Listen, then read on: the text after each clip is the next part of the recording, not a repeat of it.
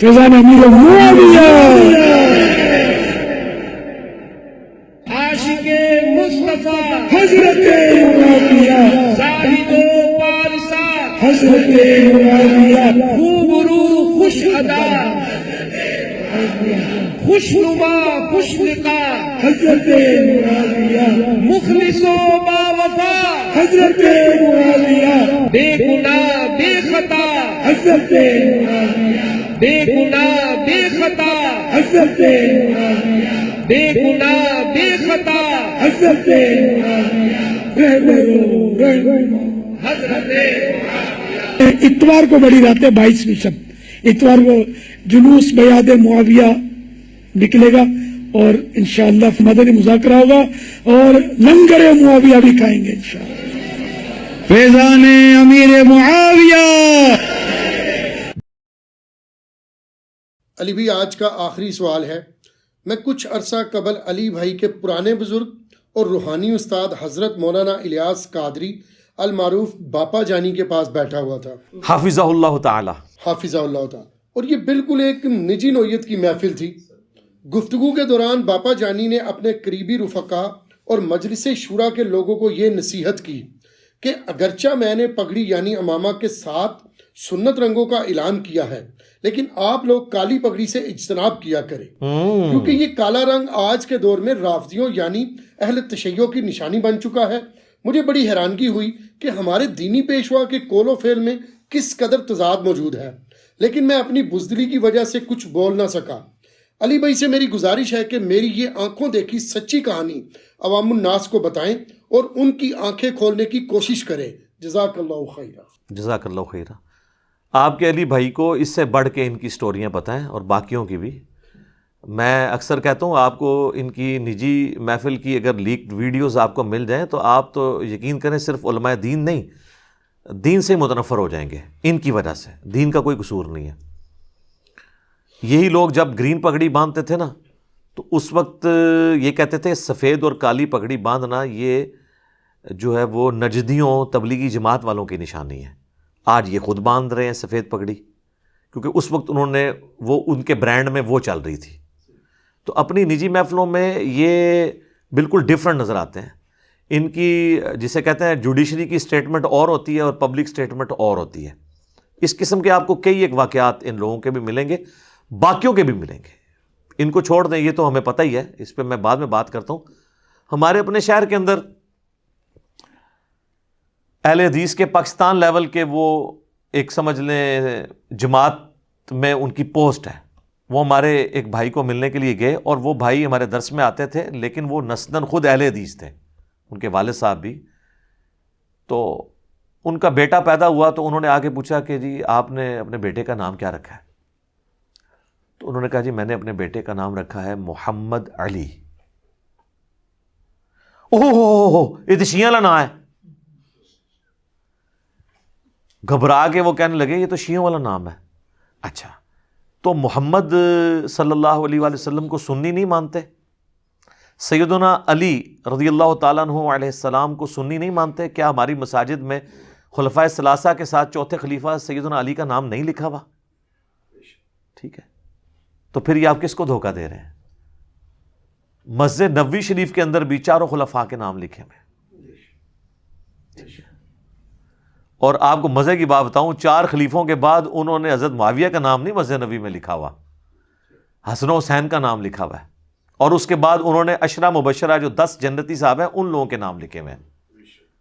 اور اس کے بعد انہوں نے 4 فقہ کے اماموں کے نام بھی لکھے ہوئے ہیں، اور اس کے بعد 12 اہل بیت کے اماموں کے نام بھی لکھے ہوئے ہیں جی، جو سنی اور شیعہ میں کامن ہے۔ یہ مسجد نبوی شریف کی جہاں پہ چھتریاں کھلتی ہیں نا، وہاں اوپر آپ ذرا دیکھیں وہ نام ابھی بھی لکھے ہوئے ہیں۔ وہ ٹرکس نے لکھے تھے، چونکہ سعودیہ نے ایک ٹریٹی کے تحت یہ مسجد نبوی ان کے حوالے ہوئی تھی، یہ ان کی وہ تبدیلی نہیں کر سکتے۔ اس میں آپ کو امام زین العابدین، امام باقر، امام جعفر، امام موسیٰ کاظم، ٹھیک ہے، امام علی رضا، امام تقی، امام نقی، امام حسن عسکری، امام مہدی، ان کے نام بھی لکھے ہوئے ہیں۔ وہ الیاس گھمن صاحب بھی ایک ویڈیو میں کہہ رہے تھے نا امام حنیفہ کا نام تو مسجد نبوی میں لکھا ہے، تو میں نے کہا تھا کہ خالی امام حنیفہ کا لکھا ہوا ہے، امام جعفر کا نہیں لکھا ہوا. تو اگر اس کی بنیاد پہ آپ نے ان حنفی ہونا ہے تو آپ جعفری کیوں نہیں ہوتے؟ اور اس سے بڑھ کر خلفائے راشدین کی نسبت سے آپ جو ہے وہ صدیقی، فاروقی، عثمانی اور علوی کیوں نہیں ہوتے ہیں؟ تو یہ میں آپ کو نجی محفل میں بتا رہا ہوں، نجی محفل میں. اور آپ دیکھ لیں سعودی عرب میں یا عرب اسٹیٹس کے اندر اگر آپ کے نام میں علی، حسن، حسین آتا ہے نا تو آپ کے پاسپورٹ کو وہ پہ اگر یہ لکھا ہے تو آپ کو سائڈ پہ کر لیتے ہیں. وہ ویسے کہتے ہیں ہم آن کرتے ہیں، لیکن وہ آپ کو میں نے بتایا نا کہ خاصوں کے سامنے یہ اور باتیں کرتے ہیں، عام لوگوں کے سامنے یہ اور کرتے ہیں. اور یہ سب کا حال ہے. یہ تو میں نے آپ کو بتایا اہل حدیث کا. دیوبند کا بھی حال سن لیں. ہمارے پاس ایک بھائی آئے جو تبلیغی جماعت سے تھے، وہ پاکستان لیول کے ایک دیوبندی عالم کو، جن کا میں نام نہیں لیتا، ان کو ملنے گئے اور کہا کہ جی میں انجینئر صاحب کی ویڈیوز دیکھتا ہوں، انہوں نے المحنن سے یہ ساری باتیں بتائی ہیں آپ لوگوں کے بزرگوں کے یہ عقیدے، تو اور کافی ساری چیزیں اور بھی انہوں نے ڈسکس کی. تو ان عالم صاحب نے کہا کہ تمہاری باتیں، یہ جو انجینئر بتا رہا ہے نا باتیں بالکل ٹھیک کر رہا ہے. ہم یہ جو بزرگوں کے ہمارے عقیدے ہیں نا، پرسنلی میں بھی ان سے اتفاق نہیں کرتا. ہم نہیں، میں، لیکن کمرے کے اندر نہیں کرتا. باہر میں یہ بات کروں گا تو کیا کریں گے؟ وہ اٹھا کے پرے پھینک دیں گے. وہ کہتا ہے میں بڑا خوش ہوا کہ یار ہمارے اپنے عالم نے مجھے انڈورس کر دیا ہے کہ علی بھائی جو باتیں کریں بالکل ٹھیک ہے. اگرچہ ان سے انڈورس کروانے کی ضرورت نہیں، آپ خود پڑھ کے دیکھ لیں وہ ٹھیک ہے کہ نہیں. ہم تو ہر چیز ڈسپلے کرواتے ہیں. ایک طرف بزرگوں کا دین بتاتے ہیں، دوسری طرف بخاری مسلم رکھتے ہیں، قرآن رکھتے ہیں. کہتے ہیں جب میں اٹھنے لگا تو میں نے انہیں کہا کہ مجھے کوئی نصیحت کریں. تو انہوں نے کہا میں تمہیں ایک ہی نصیحت کروں گا کہ انجینئر کو نہ سنا کرو. تھوڑی دیر پہلے انجینئر صاحب کو انڈورس کر رہے ہیں، آپ کہہ رہے ہیں اس کو نہ سنا کرو. تو یہ نجی محفلوں میں اور ہوتے ہیں. یہ ہمارے دیوبند حضرات جو ہیں حضرت ابوبکر، عمر، عثمان و علی کے دن منا رہے ہیں نا، اب تو حضرت معاویہ کا بھی دن انہوں نے منانا شروع کر دیا. ان سے یہ پوچھیں کہ حضرت ابوبکر، عمر، عثمان و علی کے بعد کیا حضرت معاویہ کا درجہ آتا ہے؟ وہ عشرہ مبشرہ کے آپ دن منا رہے ہیں کیا؟ اور پھر ہم تو اس سے بڑی ڈیمانڈ رکھیں گے، حضرت عمار ابن یاسر کی شہادت کا دن کیوں نہیں مناتے آپ؟ کروڑوں معاویہ ہو جائے نا، ایک عمار ابن یاسر کے برابر نہیں ہے. تو عمار بن یاسر کی شہادت کا دن کیوں نہیں آپ مناتے ہیں؟ کیونکہ پھر لوگ پوچھیں گے اس کو شہید کس نے کیا ہے. ہاں، پھر جب آپ بتائیں گے نا کہ یوں ہوا تو وہ پھر آپ کو کہیں گے صحیح بخاری میں 2812 نمبر حدیث ہے، جو مسلم میں بھی ہے، کہ ہائے افسوس عمار، تجھے ایک باغی جماعت قتل کرے گی، تو انہیں اللہ اور جنت کی طرف بلائے گا، وہ جماعت دوزخ کی طرف بلا رہی ہوگی. پھر تو لوگوں کو یہ پتہ چل جائے گا کہ حضرت علی کی پارٹی جنت کی پارٹی ہے، اللہ کی پارٹی ہے، اور ان کے مخالفین جہنم کی طرف بلانے والے ہیں. جہنمی میں نہیں کہتا، لیکن ان کا عمل جہنمیوں کی طرف بلانے والا عمل تھا. اور ظاہر نبی علیہ السلام سے تو میں ٹکر نہیں لے سکتا نا، یہ تو حضور نے فرمایا نا، میری تو بات ہے ہی نہیں ہے. ہم کس طرح ٹکر لیں؟ ہم نے بخاری مسلم سے صرف رفع الیدین لینا ہے، یہ حدیثیں نہیں لینی ہے جو آل امیہ کی بدماشیوں کو ننگی کرنے والی حدیثیں، سب کچھ لینا ہے. تو یہ کبھی نہیں آپ کو عمار بن یاسر کی شہادت تو نہیں منائیں گے. یہ چلیں نجی محفل میں ہی منا لیں، پبلکلی نہیں منا سکتے. یہی باپا جانی جو ہیں، انہوں نے جناب بے خطا، بے گناہ، ڈیش ڈیش کے نعرے لگوائے ہیں. کبھی یہ بھی نعرہ لگوائے نا کہ بے خطا، بے گناہ عمار بن یاسر. تو ان کی نجی مجالس کا رنگ اور ہوتا ہے، پبلک گیدرنگز کا رنگ اور ہوتا ہے. ہمیں پتہ ہے، میں خود، میرے بھائی 10 سال تک دعوت اسلامی میں رہا ہوں، 1991 سے لے کے 2001 تک. میرے اپنی زندگی کی گولڈن پیریڈ جو جوانی کا جو ہے دعوت اسلامی میں گزرا ہے، اپنی میٹرک کی لائف سے لے کے انجینئرنگ یونیورسٹی کے فارغ ہونے تک. اور مجھے پتا ہے اس بات کا، یہ لوگ بھی قرآن پہ حلف دیں اگر میں جھوٹ بول رہا ہوں تو قرآن پہ حلف دیں کہ یہ جھوٹ بول رہا ہوں. میں دعوت اسلامی میں اس وقت گرین پگڑی تھی، نہ آپ سفید پگڑی پہن سکتے تھے، نہ کالی پہن سکتے تھے، نہ براؤن پہن سکتے تھے. بلکہ جن لوگوں پر دعوت اسلامی کے ڈسپلن کو لوز کرنے کی وجہ سے یا کوئی غلط ایکٹیویٹی کرنے کی وجہ سے پابندی لگتی تھی، تو پابندی یہ ہوتی تھی کہ اب آپ سبز پگڑی اتنے عرصے کے لیے نہیں باندھیں گے. تو وہ لوگ سفید پگڑی باندھ کے نہ آیا کرتے تھے. اور لوگوں کو پتہ چل جاتا یار یہ تو وہی ہے جو کچھ عرصہ پہلے یہاں بیان کر رہا تھا, آج اس نے سفید کیوں باندھی ہوئی ہے. تو جس کو نہیں بھی پتا چلنا ہوتا تھا اس کو پتا چل جاتا تھا انہیں کام پایا. اور وہ کام کس قسم دے پاندے سن میں ان کیمرے نہیں تو دس سکتا, جو مدرسے چ نے کام, میں اشارتاً بات کر رہا ہوں. اس وقت تو سفید پگڑی جو ہے مجرمین کی علامت ہوتی تھی, اس وقت نہیں تھا ان کو سمجھ آتا. تو یہ کہتے تھے گنبد خضرا کا رنگ جو ہے نا وہ گرین ہے. تو اب گنبد خضرا کا رنگ چینج ہو گیا, ابھی تک گرین ہی ہے. لیکن وہ جب آپ نے کوئی بھی چیز چینج کرنی ہے اس کے لیے آپ نے پھر دلائل بھی خود ڈیوائز کر لینے ہیں. لیکن 2018 فروری میں انہوں نے یہ ڈیسیژن کیا. آج مارچ 2021 ہے. سب سے پہلے میری ویڈیو آئی تھی جس میں میں نے ان کو سلوٹ کیا تھا اور دعوت اسلامی کو تبدیلی مبارک. میری ویڈیو آپ دیکھ لیں, یوں کر کے میں نے اس میں ان کو تھم اپ کیا تھا. ایک طرف گرین پگڑی میں ان کی تصویر لگائی تھی اور ایک طرف اسی گرین پگڑی کو میں نے کالا کر کے نا اڈوب فوٹو شاپ میں تو وہ لگائی تھی کہ ٹھیک ہے آپ نے اناؤنسمنٹ کی ہے, ہم آپ کو ویلکم کرتے ہیں. وہ آلموسٹ کوئی 6.25 لاکھ کے قریب لوگ ویڈیو دیکھ چکے ہیں. بلکہ سب سے زیادہ دعوت اسلامی کے والے سے اگر کوئی ویڈیو دیکھی گئی ہے نا تو وہ والی ویڈیو ہے. ان کی اپنی اناؤنسمنٹ کی ویڈیو بھی شاید اتنے لوگوں نے نہ دیکھی ہو, اور اس میں نے پورا کلیئر کیا کہ میں تو گرین پگڑی کے بھی خلاف نہیں ہوں, نہ اس وقت تھا نہ اب ہوں. بلکہ جب انہوں نے اناؤنسمنٹ کی تو اس کے بعد پھر میں نے گرین پگڑی پہن کے اپنی میلاد شریف والی پورا پروگرام جو تھا مجلس 34 وہ ریکارڈ کروائی تھی کہ میں نے کہا برانڈ نہیں یہ رہا تو اب میں اس کو پہنوں گا. تو انہوں نے اس وقت اناؤنسمنٹ کی اور کچھ عرصہ انہوں نے کالی بھی 1-2 دفعہ باندھی لوگوں کو دکھانے کے لیے,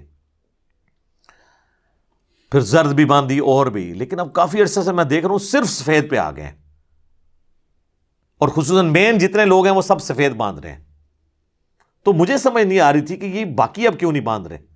تو ابھی تو میں اس کے اندر جو چھپی ہوئے راز ہے نا کہ یہ پگڑی کس نے ان سے چینج کروائی اور اس کے پیچھے موٹیو کیا تھا, اور یہ جو انہوں نے بے گناہ بے خطا ڈیش ڈیش کے نعرے لگوائے, اس کے اگینسٹ انہوں نے بینیفٹ کیا لیے ہیں, جو میرے پاس فرسٹ ہینڈ نالج ہے. پھر ان کے لیے مصیبت کھڑی ہو جائے گی. میں اشارتاً بات کر رہا ہوں, لوگوں کو پتہ چل جائے گا. تو مجھے اب پتہ چلا جب اس بھائی نے آگے مجھے بتایا کہ یار یہ تو کالی پگڑی سے منع کرتے ہیں تو پھر کس نے پہننی ہے. اگر آپ سمجھتے ہیں نا کہ یہ غلط کہہ رہا ہے وہ, تو یہ جناب 1 مہینے کے لیے سارے کالی پگڑیاں باندھ کے بتائیں, نہیں باندھیں گے. تو کل تک یہ وہابیوں کی علامت تھی سفید. وہابی سے مراد میں دیوبندی, اہل حدیث تو ان کو توفیق ہی نہیں ہے پگڑی باندھنے کی. اہل حدیث والے وہابی تو وہ سر رمال باندھتے ہیں, پرانے پھر بھی باندھ لیتے تھے, یہ نئے والے تو نہیں باندھتے. تو کل تک تو سفید پگڑی جو ہے وہ دیوبندی اور تبلیغی جماعت اور رائے والوں کی نشانی تھی. آج آپ اس کو اتنا آن کیے ہوئے ہیں کہ آپ نے خود گرین بھی پہننی چھوڑ دی, اور بلیک کے بارے میں آپ اس طرح کی سٹیٹمنٹ دے رہے ہیں نجی محفلوں میں. ہمیں پتہ ہے یہ آپ کے بڑے بھی یہ کام ڈال کے گئے ہیں, بلکہ کئی بڑوں نے تو یہاں تک لکھ دیا یہ جہنمیوں کا لباس ہے, کالا لباس. ٹھیک ہے نا جی. اور پھر اور طرح کے آپ کو نا بہانے بتائیں گے. وہ کہتے ہیں نہیں جی وہ دیکھیں نا جی محرم میں تو خصوصاً بالکل نہیں پہننا چاہیے کیونکہ رافضیوں نے پہنا ہوتا ہے. تو میرے بھائی محرم میں آپ کالا لباس پہن کے محبت اہل بیت کا ثبوت دیں, وہ ساری ایکٹیویٹیز نہ کر کے جن ایکٹیویٹیز سے آپ کو اختلاف ہے, اور آپ کہیں دیکھیں ہم جو ہے وہ محبت اہل بیت ہمارے اندر بھی موجود ہے. یہ تو بائی چانس میں نے بھی آج کالا لباس پہنا ہوا ہے اور اللہ کا شکر ہے. یہ کالا لباس تو جس طرح کی سنت ہے نا کوئی بھی نہیں ہے. سب سے پہلے تو ہماری عقیدت جڑی ہوئی ہے خانہ کعبہ کے غلاف کے ساتھ, اور صحیح بخاری میں موجود ہے غلاف کعبہ نبی علیہ السلام کی بعثت سے پہلے بھی ڈالا جاتا تھا, آپ نے اسے انڈورس کیا. غلاف کعبہ کا رنگ کالا ہے اور اللہ تعالیٰ کو پسندیدہ ترین رنگ ہے. دنیا میں جتنے قرآن چھپے ہوئے ہیں ان کی سیاہی کیا ہے؟ کالی. آپ کے سارے حفاظ کالی سیاہی کیوں؟ یہ اللہ کا پسندیدہ رنگ ہے. کالے جیسا تو کوئی پسندیدہ رنگ نہیں ہے. باقی رنگ بھی ہیں, سبز بھی, سفید کے بھی فضائل ہیں, لیکن یہ کالے کو آپ دیکھ لیں کتنی اللہ تعالیٰ نے اس کو برکت دی اس کلر کو. پھر نبی صلی اللہ علیہ وآلہ وسلم کی پگڑی کالے رنگ کی تھی. صحیح مسلم میں حدیث ہے فتح مکہ کے موقع پر آپ جب داخل ہوئے تو کالی پگڑی آپ نے پہنی ہوئی تھی اور اس کے 2 شملے چھوڑے ہوئے تھے. پگڑی کے طور پر بھی آپ نے استعمال کیا. بلکہ صحیح مسلم میں کیٹاگوریکلی ایک اور حدیث ہے کہ نبی علیہ السلام جب جمعے کا خطبہ دیتے تھے آپ کالی پگڑی باندھتے تھے. سفید پگڑی بھی سنت ہے اس اعتبار سے. ہماری مین سٹریم کی کتابوں میں تو سفید پگڑی کا ذکر صحیح سند سے موجود نہیں ہے. المستدرک للحاکم میں ایک حدیث ہے کہ حضرت عبد الرحمن بن عوف کو نبی علیہ السلام نے ایک دفعہ سفید پگڑی باندھی تھی اور اس کا صدل بھی چھوڑا تھا ایک چپے کے برابر. وہ حدیث یوں ہے کہ عبداللہ بن عمر سے ایک بندہ آ کے پوچھتا ہے یہ صدل کے بارے میں آپ کیا کہتے ہیں, جو پگڑی میں صدل چھوڑا جاتا ہے, یہ کپڑا لٹکایا جاتا ہے, یہ یا یہ؟ تو انہوں نے کہا کہ بڑی لمبی حدیث ہے, اس میں الفاظ ہیں کہ عبد الرحمن بن عوف نے ایک دفعہ سفید پگڑی بغیر اس صدل کے یعنی بغیر شملے کے باندھی ہوئی تھی. نبی علیہ السلام نے اپنے مبارک ہاتھوں سے وہ کھول کے دوبارہ سے باندھی اور اس کے لیے چپا جو ہے نا وہ صدل چھوڑا. پورا بھی اس طرح چھوڑ سکتے ہیں, یہ بھی ہم نے دونوں چھوڑے ہوئے ہیں. کوئی اگر کہ وہ چپے والا کی دے تو یہ ہے سر, لمبے والا کی دے تو یہ ہے, دوئے موجود نے. اور نبی علیہ السلام نے کہا کہ اے عبد الرحمن بن عوف یوں پگڑی باندھا کرو, یوں امامہ باندھا کرو, یہ خوبصورت لگتا ہے. تو سفید پگڑی بھی نبی علیہ السلام کو پسندیدہ ہے. شیعہ اس میں غلوف کرتے ہیں, وہ کہتے ہیں کہ سید صرف کالی پگڑی باندھیں گے, غیر سید سفید باندھیں گے. اس لیے آپ دیکھیں گے امین شہیدی صاحب کبھی کالی پگڑی میں آپ کو نظر نہیں آئیں گے. آج نوٹ کر لیں آپ. جواد نقوی صاحب کالی اور سفید دونوں میں نظر آئیں گے کیونکہ وہ سید ہیں, ان کے پاس سرٹیفکیٹ ہے بقول ان کے. شہنشاہ نقوی صاحب کالی سفید دونوں میں نظر آئیں گے, لیکن امین شہیدی صاحب صرف سفید میں نظر آئیں گے کیونکہ وہ سید نہیں ہے. تو ان کے ہاں صرف سید کالی پگڑی باندھ سکتا ہے اور غیر سید صرف سفید باندھے گا. سید کالی بھی باندھے سفید بھی باندھے, ظاہر ہے سید نا جیسی تو امتی ہیں. تو یہ ان کا مسئلہ باطل ہے. میں تو آپ کو پتہ ہے دونوں کلر استعمال کرتا ہوں الحمدللہ. تو کالی پگڑی نبی علیہ السلام کی اس اعتبار سے سنت کہ آپ نے فتح مکہ کے موقع پر بھی پہنی اور جمعے کے خطبے میں بھی استعمال کرتے تھے. اور میں بریلویوں سے پوچھوں گا یہ جو آپ کالی پگڑی سے اتنا بغض رکھتے ہیں, یہ کالی کملی والے نعت کیوں پڑھتے ہیں؟ آپ پڑھا کریں نا سفید کملی والے, گرین کملی والے. نعت میں تو کالی کملی والے ہی پڑھتے ہیں. اور بعض لوگ کہتے ہیں وہ کملی گستاخی ہو جائے گی, کالا کمبل کہہ دیا کریں تاکہ وہ تصغیر کا سیگا نہ آئے. چلیں کالے کمبل والے, تو کالا ہی تھا نا. نبی علیہ السلام کی چادر کالی تھی نا, وہ جو صحیح مسلم میں حدیث ہے. اما عائشہ کہتی ہیں کہ نبی علیہ السلام ایک دن اس حال میں اپنے گھر سے نکلے کہ آپ نے ایک منقش چادر کالے رنگ کی اوڑی ہوئی تھی. اتنے میں حسن ابن علی آئے تو نبی صلی اللہ علیہ وآلہ وسلم نے انہیں اپنی اس چادر کے نیچے لیا. پھر حسین ابن علی آئے, ان کو بھی چادر کے نیچے لیا.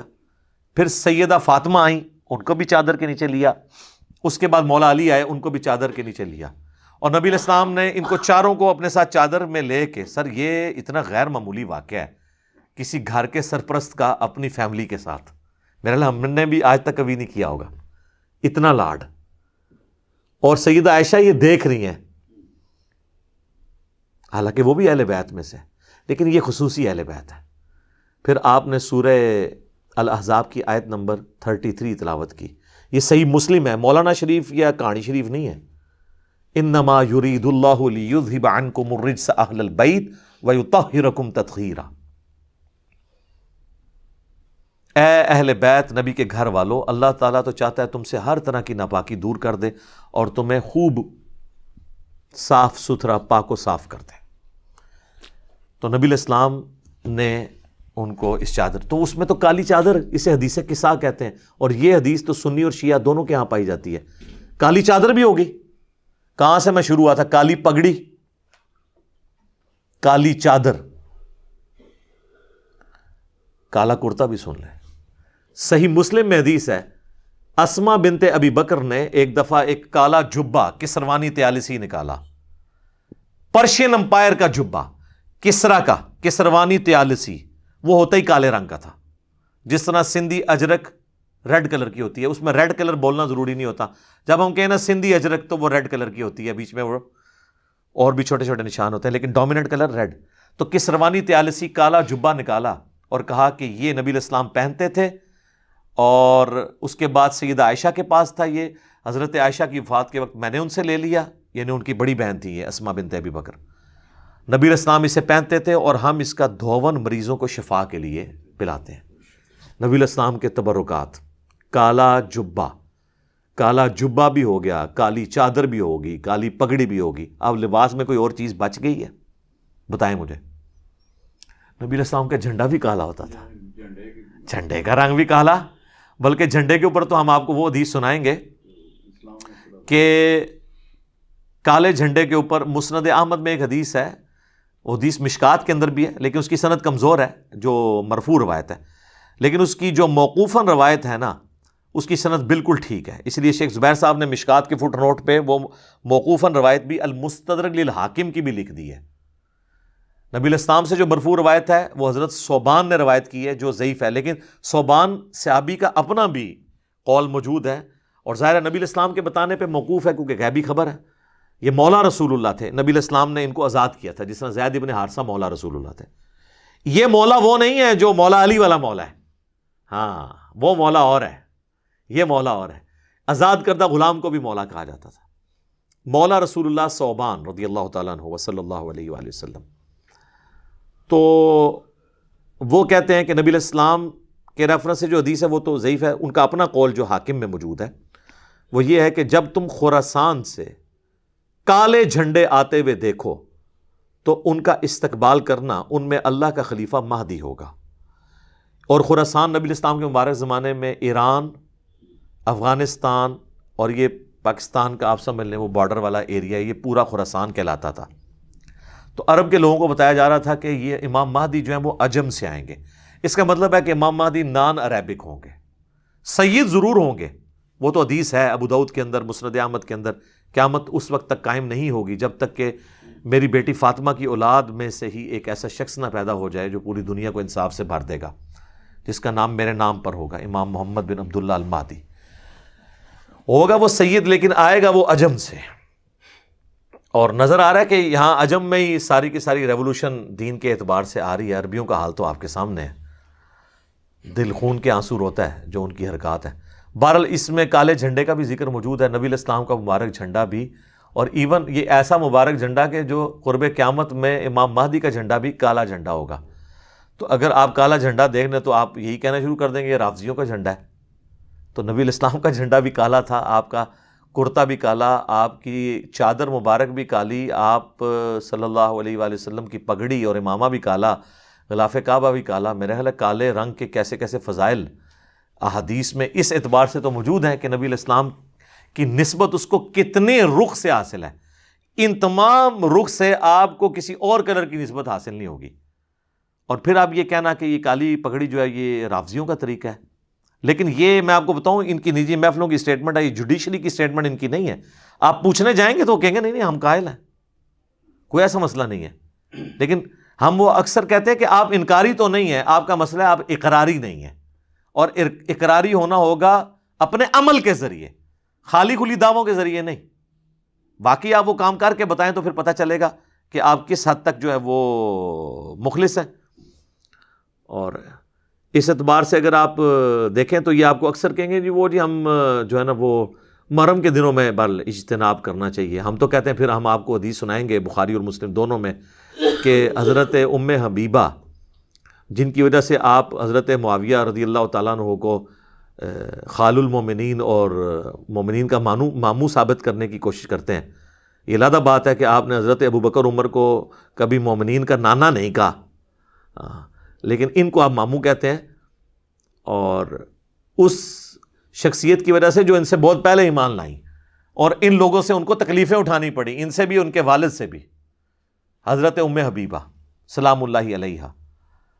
ان کے جب والد فوت ہوئے تو بخاری کے الفاظ ہیں کہ بخاری مسلم دونوں میں حدیث ہے کہ انہوں نے 3 دن جب گزر گئے تو انہوں نے خوشبو لا کے رنگدار اپنے کپڑوں پہ ملی.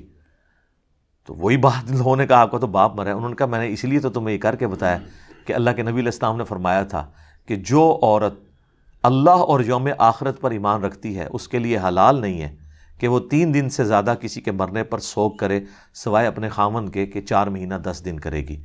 تو انہوں نے کہا میں نے سوگ کے ختم ہونے کا یہ اعلان کیا ہے خوشبو مل کے.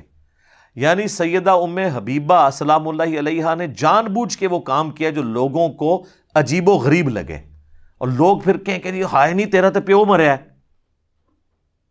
تو آپ بھی محرم میں کہتا ہوں کالے کپڑے پہنے اور فضائل اہل بیت جو قرآن بخاری مسلم میں آئے وہ بیان کریں، اور ماتم سے زنجیر زنی سے یہ سارے جو بدعات ہیں، جھولا اور گھوڑے کے نیچے گزرنا، ان کو اوائڈ کر کے آپ اہل بیت سے اپنی محبت کو اجاگر کریں اور پھر آپ بتائیں یہ ہوتے ہیں اہل بیت سے محبت کرنے والے.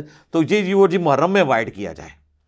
ایک وہ محرم میں تو ایک ٹائٹل لگاتے ہیں نا وائڈ, اور محرم کی بیس پہ 11 مہینے بھی وائڈ کروا دیتے ہیں, اور نام تو محرم کا لیتے ہیں. وہ طریقہ واردات ہوتا ہے نا, طریقے سے ایک بات انٹر کی, پھر بعد میں وہ جن کہتے ہیں کھلونا ہی جگہ منگی, پھر لیٹ بھی گئے ہوتے ہیں. تو وہ یہ ان کا طریقہ واردات ہوتا ہے. بہرحال ہم تو آپ کو پہلے بھی بتاتے ہیں کہ ان کا پبلک کا رنگ اور ہے اور نجی محفلوں کا رنگ اور ہے, پیچھے معاملات اور ہوتے ہیں. اور دعوت اسلامی کے لیے تو میں خصوصاً آخر میں ایک بات کروں گا, چونکہ میں نے پورا بلٹ اپ اس میں ہوا ہے.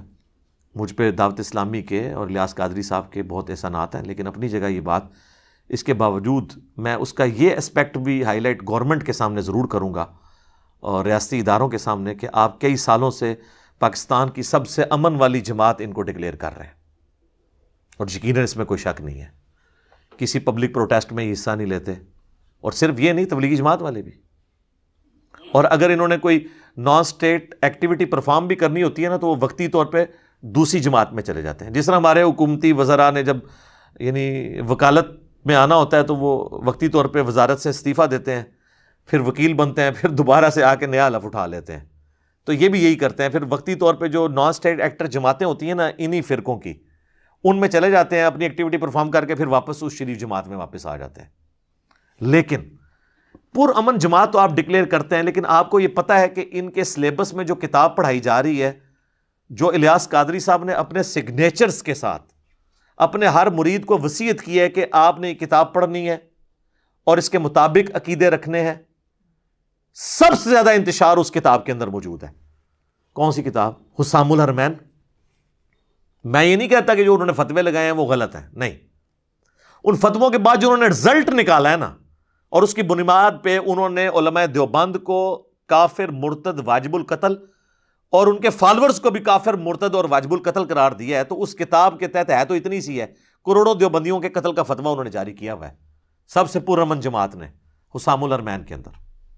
اور وہی پرامن جماعت احکام شریعت بھی چھاپے ہوئے ہیں. اور یہ وہ کتابیں ہیں جو ان کی ویب سائٹ, دعوت اسلامی کی ویب سائٹ پہ بھی رکھی ہیں, ہارڈ کاپی بھی ان کے مکتبے سے ملے گی. اعلیٰ حضرت کی کتاب احکام شریعت, یہ حسام الحرمین بھی ان کی ہے. اس میں ان سے پوچھا گیا کہ وہابیوں کی اگر جماعت ہو رہی ہو تو ہم وہابیوں کے پیچھے نماز پڑھ سکتے ہیں؟ تو انہوں نے کہا وہابیوں کی نماز نہ نماز ہے, نہ جماعت جماعت ہے. پھر پوچھا گیا کہ وہابیوں کی مسجد میں جا کے نماز پڑھ سکتے ہیں؟ اور وہابی اعلیٰ حضرت جو ہے نا دیوبند اور اہل حدیث کو کمبائنڈ طور پہ کہتے ہیں, دونوں کو. تو اس کے جواب میں انہوں نے کہا کفار کی مساجد مثل گھر کے ہیں. سیدھا جواب کفار. کس کو؟ اہل حدیث اور دیوبند کو.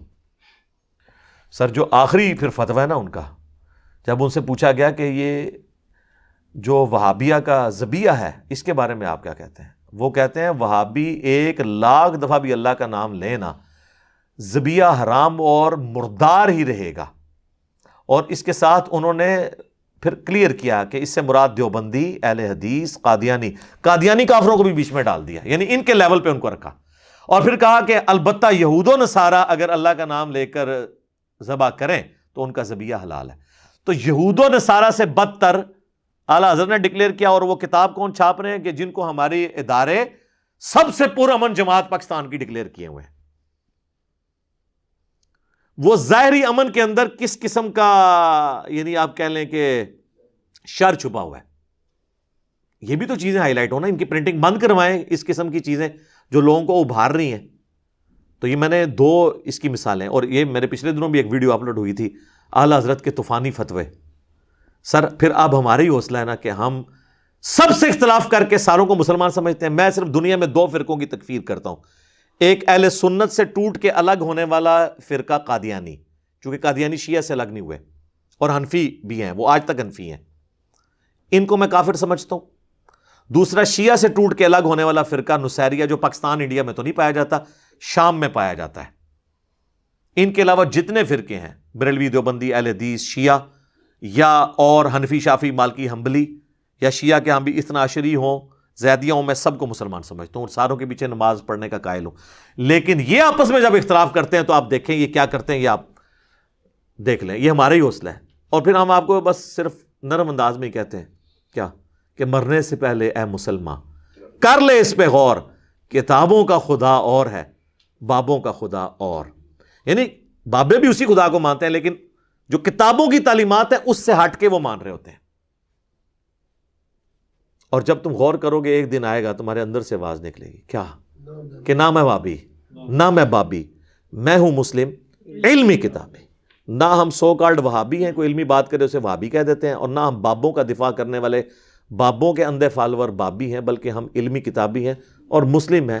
اسی پہ ہمیں فخر محسوس کرنا چاہیے جو اللہ تعالیٰ نے ہمارا نام رکھا قرآن میں، وَسَمَّاكُمُ الْمُسْلِمِينَ مِنْ قَبْلُ وَفِي هَذَا. اس نے تمہارا نام مسلم رکھا ہے. ابراہیم علیہ السلام کی ملت کی پیروی کرو جنہوں نے تمہارا نام مسلم رکھا، اور اللہ نے بھی اس کتاب میں انڈورس کیا. ملت ابیکم ابراہیم ہوا سماکم المسلمین من قبل وفی ھذا. اور میں اپنی اس گفتگو کا اختتام اس حدیث پہ کرتا ہوں جو بخاری مسلم دونوں میں ہے کہ قرب قیامت میں نبی علیہ السلام فرماتے ہیں کہ آخری جب فیصلہ کن جنگ ہوگی مسلمانوں کی دجال کے خلاف تو یہودی دجال کے ساتھ ہوں گے اور مسلمان عیسیٰ ابن مریم کے ساتھ مل کے قتال کر رہے ہوں گے. تو یہودی جس پتھر کے پیچھے بھی چھپیں گے نا وہ پتھر بھی بولے گا سوائے ایک درخت کے جو یہودیوں کو بنا دے گا، اور مسلم کے الفاظ ہیں وہ غرقد کا درخت ہے جس کی کاشت انہوں نے کی. بہت بڑی جھاڑی ہوتی ہے، اس میں بندہ چلا جائے تو غیر سے تو نظر ہی نہیں آتا، وہ بنا دے گا. اس کے علاوہ کوئی درخت اور پتھر جس کے پیچھے یہودی چھپے گا نا تو وہ درخت اور پتھر بھی بول اٹھے گا، اللہ کی طرف سے معجزہ ظاہر ہوگا اور کہے گا یا مسلم. یہ الفاظ ہیں بخاری کے، اے مسلم میرے پیچھے یہودی ہے اسے قتل کر دے. یعنی میدان جنگ کی بات ہو رہی ہے، عام حالت میں نہیں. تو میں اس پہ عرض کرتا ہوں کہ وہ یا بریلوی یا دیوبندی یا اہل حدیث یا شیعہ یا حنفی مالکی شافی تو نہیں کہے گا، یا مسلم کہے گا. اور آپ تو مسلم نام سے ہی چڑھتے ہیں.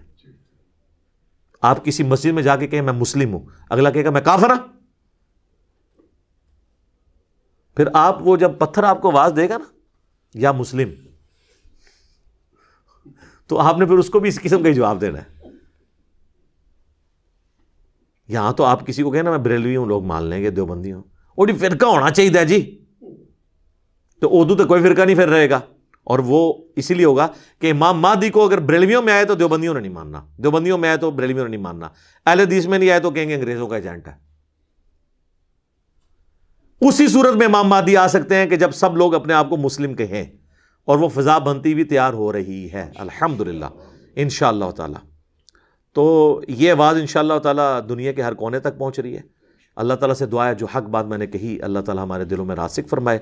اگر جذبات میں میرے منہ سے کوئی غلط بات نکل گئی تو اللہ تعالیٰ ہمارے دلوں ہی سے معاف کر دے اور ہمیں معاف بھی کر دے. ہمیں کتاب و سنت کی تعلیمات پر عمل کر کے دوسرے بھائیوں تک پہنچانے کی توفیق عطا فرمائے. سبحانک اللہم و بحمدک اشہد ان لا الہ الا انت استغفرک و اتوب الیک وما علینا الا البلاغ المبین. جزاکم اللہ خیرا.